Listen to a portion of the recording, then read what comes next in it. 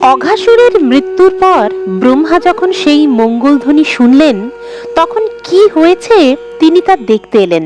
তিনি দেখলেন যে অঘাসুর হত হয়েছে।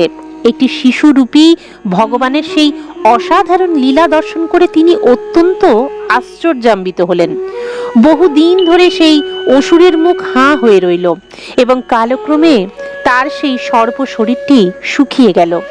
গোপ বালকদের কাছে সেটি ভগবানের দিব্য লীলা স্মরণের আনন্দ উপভোগের একটি স্থান হয়ে রইল। কৃষ্ণ যখন অঘাসুরকে বধ করেছিলেন, তখন তার বয়স ছিল 5 বছরের এরকম। 5 বছরের কম বয়সের বালকদের বলা হয় কুমার এবং সেই অবস্থাকেই বলা হয় কৌমার। 5 থেকে 10 বছর পর্যন্ত বয়সকে বলা হয় পৌগণ্ড এবং 10 বছর থেকে 15 বছর পর্যন্ত বয়সকে বলা হয় কৈশোর। 15 বছরের পরে বালকদের বলা হয় যুবক। 1 বছর এই অঘাসুর বধের ঘটনা নিয়ে বৃন্দাবনের গ্রামে আলোচনা হয়নি, কিন্তু যখন তাদের বয়স 6 বছর হলো, তখন তারা তাদের পিতামাতাকে সেই অদ্ভুত ঘটনার কথা বললেন। পরবর্তী অধ্যায়ে তার কারণ বর্ণনা করা হবে।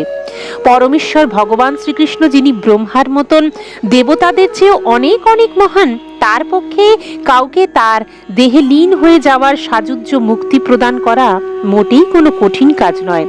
তিনি অঘাসুরকে সেই মুক্তি দান করেছিলেন। অঘাসুর ছিল সবচাইতে পাপাত্মা এবং পাপীদের পক্ষে পরম ব্রহ্মে লীন হয়ে যাওয়া সম্ভব নয়।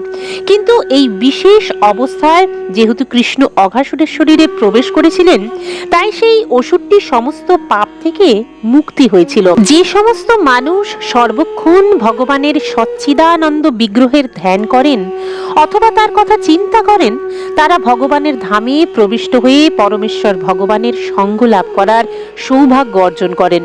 সুতরাং ভগবান যার শরীরে প্রবেশ করেছিলেন, সেই অঘাসুর যে কত সৌভাগ্যবান তা আমরা সহজেই অনুমান করতে পারি। ধ্যানযোগী মহর্ষি এবং ভক্তরা সর্বক্ষণ তার হৃদয়ে ভগবানের ধ্যান করেন অথবা মন্দিরে তার শ্রী বিগ্রহের দর্শন করেন।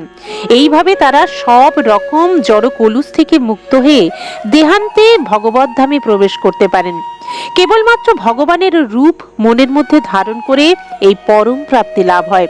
কিন্তু অঘাসুরের দেহে ভগবানের নিজে প্রবেশ করেছিলেন, তাই অঘাসুরের স্থান সাধারণ ভক্ত বা শ্রেষ্ঠ যোগীদের থেকেও অনেক ওপরে। ইতি লীলা পুরুষোত্তম শ্রীকৃষ্ণ গ্রন্থের অঘাসুর বধ নামক 12 অধ্যায়ের ভক্তি বেদান্ত তাৎপর্য সমাপ্ত হলো।